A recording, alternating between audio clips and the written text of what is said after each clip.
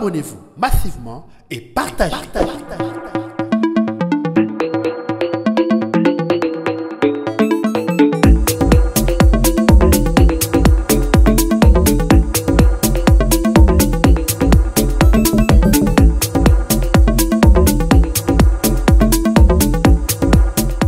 Des combats intenses à l'arme lourde ont éclaté ce mardi 29 avril dans plusieurs localités des territoires de Walungu, Kabare et Kalehe au Sud Kivu. Selon des sources locales, de fortes détonations d'armes lourdes et légères retentissent depuis le matin dans toute la chefferie de Kaziba, territoire de Walungu. Les mêmes sources rapportent que les troupes de l'AFC 123 venues de Nyangezi via Mouchenyi depuis le week-end dernier attaquent les positions des FARDC du groupe Wazalendo. Ces attaques ont paralysé la vie socio-économique et provoqué un traumatisme important au sein de la population. D'autres sources concordantes signalent également des affrontements dans les territoires de Kabare et Kalehe. Les localités de Kabamba, Kacheke et le haut plateau de Kalehe sont secouées par des tirs d'armes lourdes et automatiques. Selon ces sources, la situation humanitaire se détériore rapidement et les dégâts collatéraux sont considérables. Les écoles, les commerces et les activités agricoles, principales sources de subsistance dans ces zones rurales, sont totalement à l'arrêt. Les habitants, confrontés à la faim, se sont enfermés chez eux ou enfouis dans la brousse pour échapper aux violences. Depuis Kaziba, les troupes de l'AFC progressent vers Minembwe dans le haut plateau de Fizi, tandis qu'un autre groupe avance vers Luinja, siège de la société orifère Twangiza Mining. Des témoins font également état de bombardements indiscriminés dans des zones habitées, causant d'importants dégâts matériels et humains, bien que les bilans précis ne soient pas encore disponibles. Dans la partie nord de la province, le territoire de Kalehe connaît aussi des violents combats ce mardi 29 avril, notamment à Bouchakou, où l'AFC 123 affronte la coalition Wazalendo.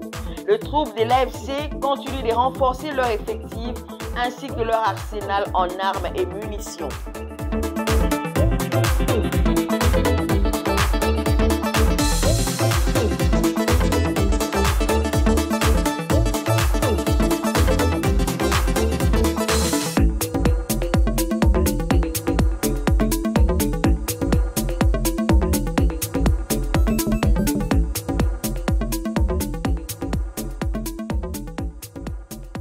Les troupes de la SADC quittent Goma par le Rwanda.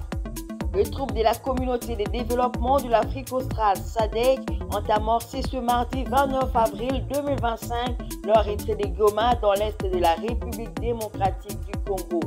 Ce départ intervient peu après un ultimatum lancé par l'AFC 123 qui exigeait leur retrait immédiat des zones sous son contrôle. Le départ s'est effectué par la Grande Barrière, principal poste frontalier entre la RDC et le Rwanda. Le nombre exact de soldats de la SADC n'a pas été communiqué, mais les sources de l'actualité CD précisent qu'environ 7 camions transportant du matériel militaire ont été aperçus accompagnés de véhicules légers. Et d'ajouter que les effets militaires des FARDC ont été laissés derrière et récupérés par l'AFC 123 qui contrôle Goma et les territoires du Nord Kivu. Déployés en 2023 pour soutenir les FARDC dans la lutte contre l'AFC 123 et d'autres groupes armés, la force de la SADC, composée de contingents sud-africains, tanzaniens, malawites, déployés en 2023 pour soutenir les FARDC dans la lutte contre l'AFC 123 et d'autres groupes armés, la force de la SADC, composée des contingents sud-africains, tanzaniens, malawites, faisait face à une pression croissante de l'AFC après la prise de Goma fin janvier. Ces derniers l'accusaient d'avoir pris part à des opérations offensives conjointes avec l'armée congolaise. L'AFC 123 avait alors exigé leur retrait immédiat. La décision de retrait des troupes de la SADC intervient dans un climat de rupture totale entre l'Alliance Fleuve Congo et la mission régionale qui intervenait dans le Nord Kivu, notamment à Goma. Le 12 avril dernier, le mouvement AFC M23 a dénoncé des attaques conjointes menées par la SADC et les FARDC à Goma en violation, selon lui, des engagements pris lors d'une réunion fin mars. Ces tensions ont non seulement provoqué la fin de l'accord entre les deux parties, mais aussi entravé la mise en œuvre de projets tels que la réhabilitation d'exploitation de l'aéroport de Goma que l'AFC M23 estime désormais devoir prendre en charge lui-même.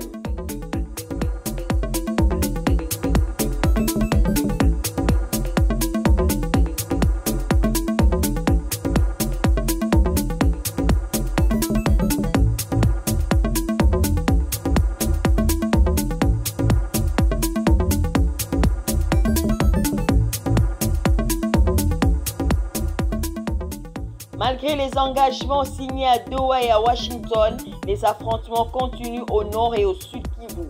Il y a 5 jours, le gouvernement congolais et l'AFC M23 sous la médiation du Qatar ont signé une déclaration conjointe dans laquelle les deux parties s'engageaient à travailler à la conclusion du trêve en vue d'un cessez-le-feu effectif.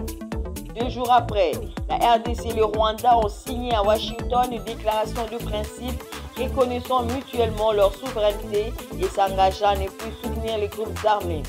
Pourtant, malgré ces engagements, les armes ne se sont pas toujours tues au nord et au sud Kivu où les combats se poursuivent, fragilisant ainsi les efforts diplomatiques. Au sud Kivu, les troupes de l'AFC M23 ont pris dimanche le centre de Kaziba dans les territoires de Walungu après une offensive lancée la veille contre le Wazalendo et les forces armées de la RDC. Cette avancée leur ouvre l'accès au haut plateau de Minembwe où leurs alliés Twarineho, Gumino et Android étaient bloqués. Les violents combats ont aussi éclaté samedi à Irambi Katana entre le Wazalendo et l'AFC M23. Les éléments du M23 renforcent en parallèle leur position dans les territoires de Kabare et de Kalehe. Au nord Kivu, l'AFC M23 s'est retiré de leur position avancée de Kibati dans le Walikale.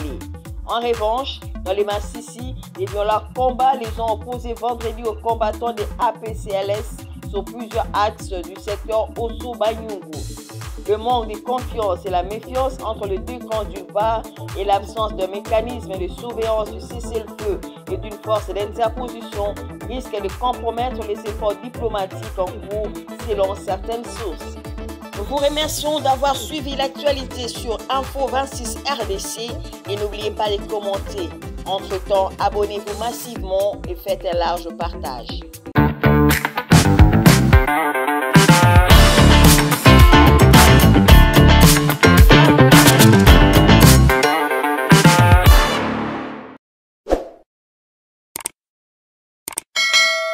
Abonnez-vous massivement et partagez.